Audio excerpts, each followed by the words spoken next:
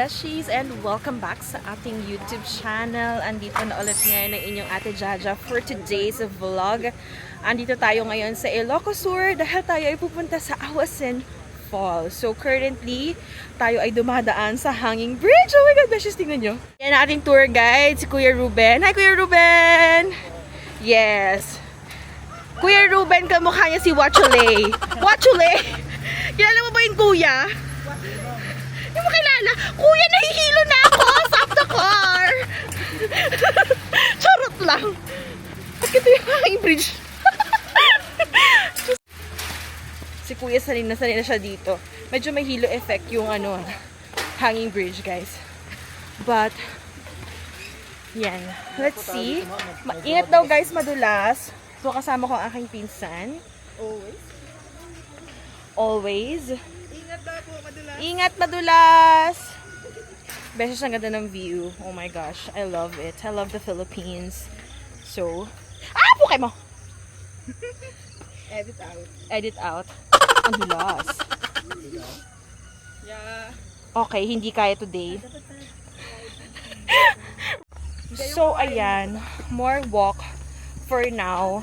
Honestly, Beshies, yung ride ng jeep papunta dito, mga almost 1 hour siya.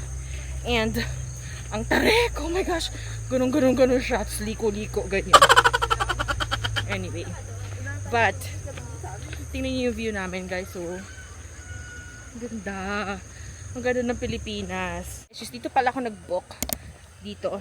Nag-book ng tour namin sa Awasen. And we paid 2,099 plus 300 pesos sa jeep. So, ayun.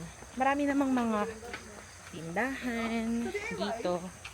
But let's see. Dalawang hanging bridge ang dadaanan natin. And currently, ito yung view natin, Beshies. Oh my gosh, ang ganda! At ang aking muse for today, si Kuya Ruben. Ayan, diba, Kuya? Ang ganda. Hi, guys! Hello world. Ayan, Beshi, so look.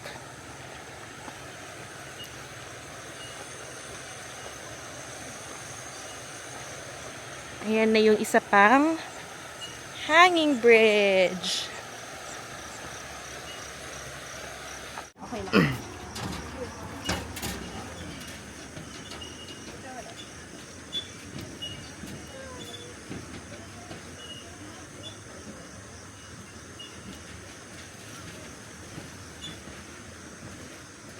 Sa vlog. Oh, kuya. Hello.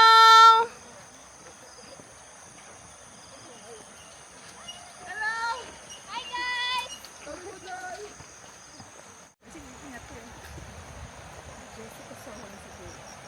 22 lang si kuya. 22? Yeah. Kuya, matanda na kami. Auntie.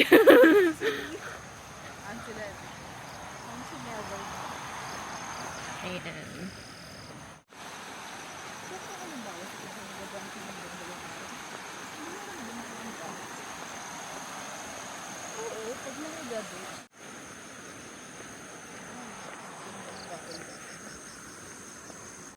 So, eto na, Beshi, sa mga stops nila. And paahon yan, guys. Oh my God! Wala pa. Yeah. Tinatawag. So, Beshi, siguro mga 2 akyat yun na mga stairs. And then, pababa naman dito, which is medyo madulas. I'm wearing sandals. Sandugo, from Sandugo.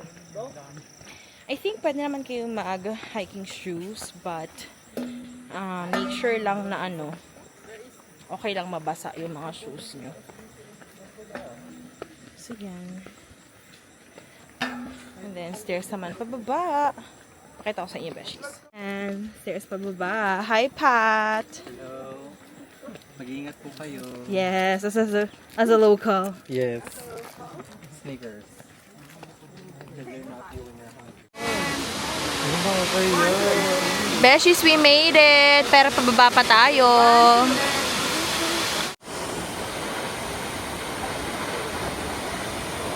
Beshies, we made it here sa Awasan Falls. Ayan. Ayan ang falls.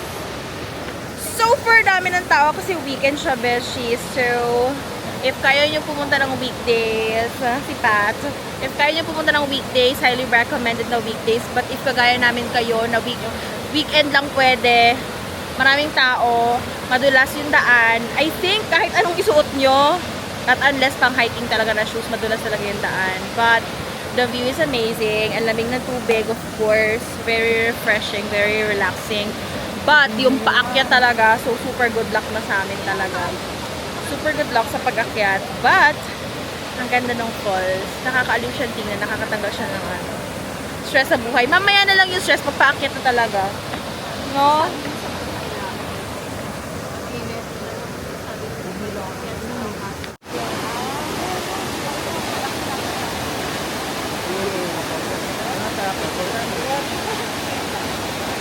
Ay, wala nga pala.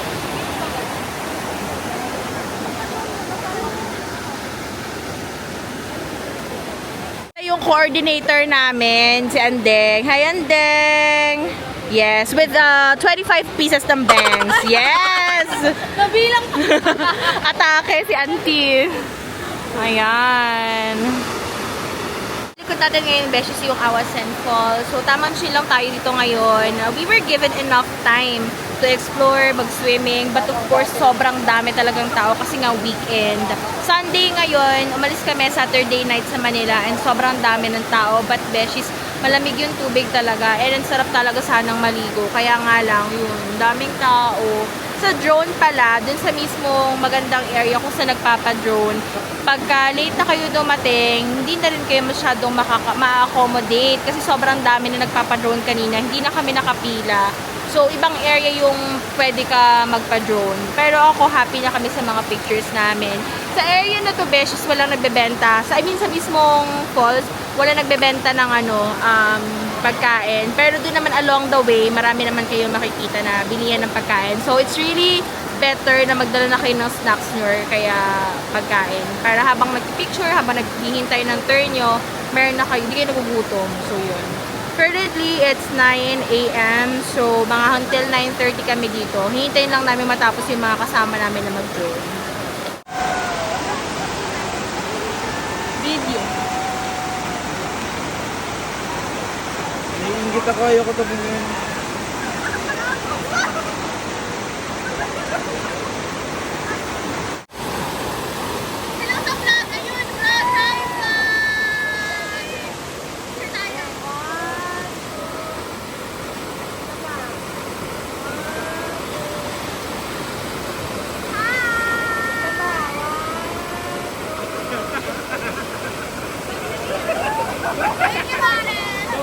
So, Beshies, kakatapos lang ng hike. Well, I would say na yung hike naman is beginner-friendly. Marami lang talaga siyang stairs, Beshies. Which I think also nakatulong siya dahil kung walang step, medyo mahirap umakyat. But yun, puro stairs talaga siya. Natapos naman namin siya around 30 minutes pupunta.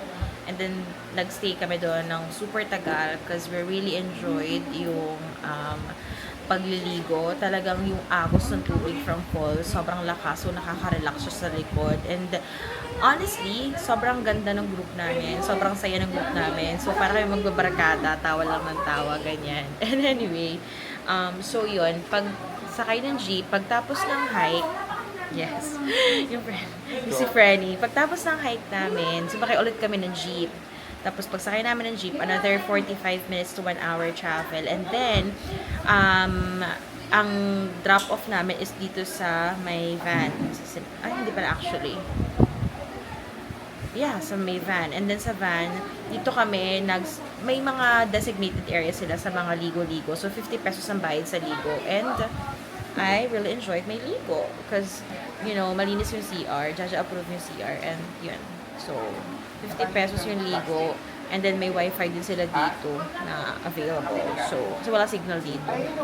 Anyway, after this, we're going to La Union to have lunch. And then, I'm not sure yung susunod na itinerary, but I'll let you guys know.